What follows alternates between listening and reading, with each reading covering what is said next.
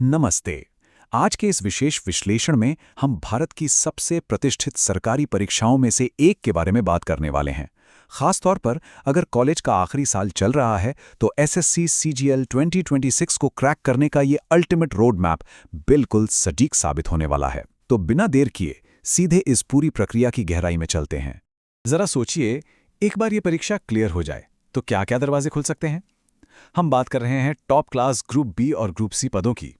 Income tax inspector, CBI sub inspector, assistant section officer, auditor, accountant, GST inspector और examiner जैसे पद।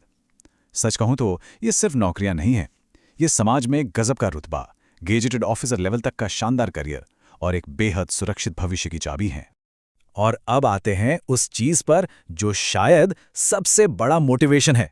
इन पदों पर जो शुरुआती वेतन मिलता है वो करीब 35,000 रुपए से शुरू होता है, लेकिन शहर और पद के हिसाब से ये आंकड़ा 80,000 रुपए के भी पार जा सकता है।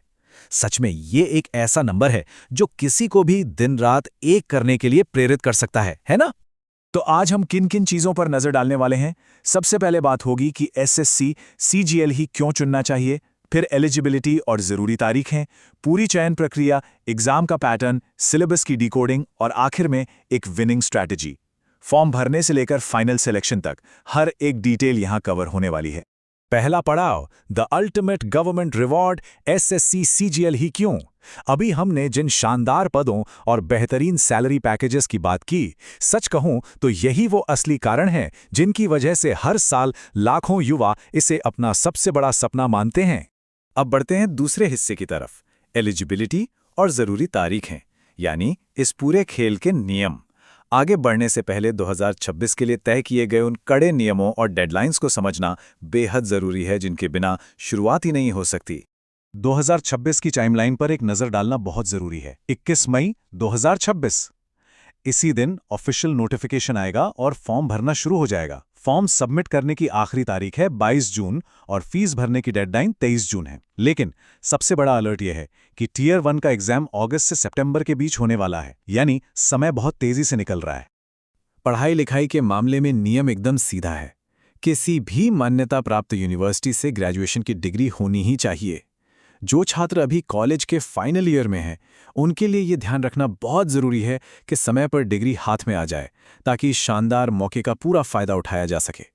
उम्र को लेकर अक्सर काफ़ी कन्फ्यूजन रहता है, पर इसे सिंपल रखते हैं। अलग अलग पदों के लिए सामान्य उम्र सीमा 18 से 27, 20 से 30 और 18 से 32 साल रखी गई है। लेकिन नियमों में छूट भी है, जैसे ओबीसी के लिए 3 साल, एससी एसटी के लिए 5 साल और पीडब्ल्यूडी उम्मीदवारों के लिए कुछ एक्स्ट्रा छूट मिलती है। इससे यह समझना काफ़ी आसान हो जाता है कि कौन किस पद के लिए अप्लाई कर सकता है।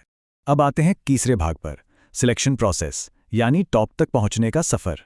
फॉर्म भरने से लेकर एक सरकारी अफसर की कुर्सी तक पहुंचने के बीच आखिर कौन कौन से पड़ाव आते हैं, चलिए देखते हैं। ये पूरा सफ़र 3 बड़े चरणों से होकर गुजरता है। सबसे पहले टियर 1, जो एक कंप्यूटर बेस्ड टेस्ट है। जो लोग इसे क्लियर करेंगे सिर्फ वही टियर 2 में बैठेंगे। और आखिरी स्टेप होता है डॉक्यूमेंट वेरिफिकेशन। लेकिन यहां एक बहुत बड़ा कैच है। फाइनल मेरिट लिस्ट यानी असली जीत सिर्फ और सिर्फ टियर 2 में मिले नंबरों के आधार पर ही तय होती है। हमारा चौथा हिस्सा है एग्जाम पैटर्न और अपडेट्स। परीक्षा के असली ब्लूप्रिंट को समझना ही सफलता की सबसे बड़ी चाबी है। और हां, यहां हम कुछ ऐसे बदलावों की भी बात करेंगे जो पुराने और नए दोनों ही तरह के उम्मीदवारों को चौंका सकते हैं। टियर 1 का स्ट्रक्चर कुछ ऐसा दिखता है। 60 मिनट की एक तेज रफ्तार दौड़। इसमें 4 सब्जेक्ट्स हैं: general intelligence and reasoning, general awareness, quantitative aptitude और इंग्लिश कॉम्प्रिहेंशन। हर सब्जेक्ट से 25 सवाल आते हैं, कुल 100 सवाल और 200 नंबर। मतलब साफ है, यहां टाइम मैनेजमेंट ही सबसे बड़ा हथियार है। लेकिन टियर 2 में माहौल थोड़ा सीरियस हो जाता है। यहां पेपर 1 सभी के लिए कंपलसरी है और इसे अलग अलग सेक्शंस में बांटा गया है। पहले सेक्शन में मैथ्स और रीजनिंग है, दूसरे में इंग्लिश और जनरल अवेयरनेस और तीसरे सेक्शन में कंप्यूटर नॉलेज के साथ साथ एक डेटा एंट्री स्पीड टेस्ट यानी डीएसटी भी शामिल है। ये स्टेज सच में काफ़ी इंटेंस होती है। तो यहाँ सबसे ज़रूरी बात यह है कि 2026 के लिए आए इस बड़े अपडेट को बिल्कुल मिस नहीं किया जा सकता। सेक्शनल टाइमिंग में बहुत कड़े बदलाव हुए हैं और नेगेटिव मार्किंग, टियर 1 में हर गलत जवाब पर आधा नंबर कटेगा और टियर 2 के कुछ सेक्शंस में तो पूरे 1 नंबर की नेगेटिव मार्किंग है। सच कहूं तो यहां तुक्केबाजी या किसी भी तरह की गलती के लिए कोई गुंजाइश नहीं बची है। चलिए आगे बढ़ते हैं 5वें भाग की तरफ, डिकोडिंग द सिलेबस। एग्जाम का स्ट्रक्चर तो समझ लिया, लेकिन अब फोकस इस पर होना चाहिए कि इन टीयर्स को पार करने के लिए असल में पढ़ना क्या है, क्योंकि सही स्टडी मटेरियल ही असली किंग है। मैथ्स और रीजनिंग के इस भारी भरकम सिलेबस को थोड़ा सिंपल करते हैं।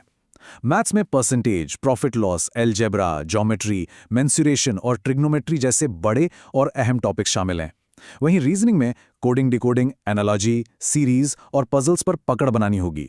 इन दोनों सेक्शंस में अच्छा स्कोर करने के लिए बेसिक्स का स्ट्रांग होना और प्रॉब्लम सॉल्विंग स्किल्स, ये दोनों चीजें बिल्कुल मस्ट हैं।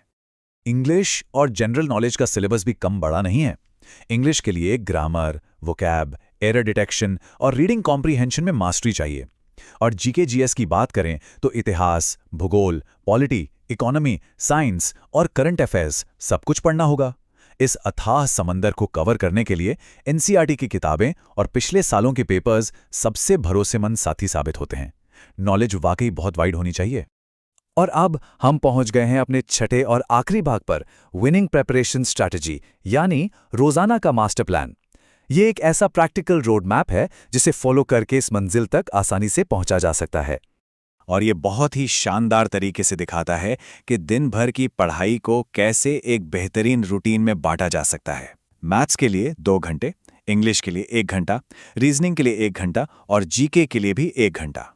ये टोटल 5 घंटे का एक बहुत ही बैलेंस्ड और सॉलिड स्टडी प्लान है।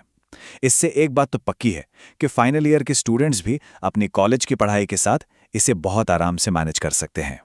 लेकिन सिर्फ किताबें पढ़ना ही काफ़ी नहीं होता। तैयारी को फाइनल टच देने के लिए कुछ चीज़ें एकदम ज़रूरी हैं, जैसे रोज़ाना मॉक टेस्ट देना, पिछले सालों के पेपर सॉल्व करना और सबसे ज़्यादा फोकस अपनी स्पीड और एक्यूरेसी पर रखना। एग्जाम वाले दिन जब टाइमर चल रहा होगा तब यही प्रैक्टिस सबसे बड़ी ढाल बनेगी। एक छोटा सा लेकिन बहुत ही ज़रूरी रिमाइंडर, फॉर्म सबमिट करना हो, फीस जमा करनी हो या कोई नया अपडेट चेक करना हो, इसके लिए हमेशा ऑफिशियल सरकारी पोर्टल ssc.gov.in का ही इस्तेमाल करना चाहिए। किसी भी दूसरी फेक या अनधिकृत वेबसाइट के चक्कर में बिल्कुल नहीं पड़ना है।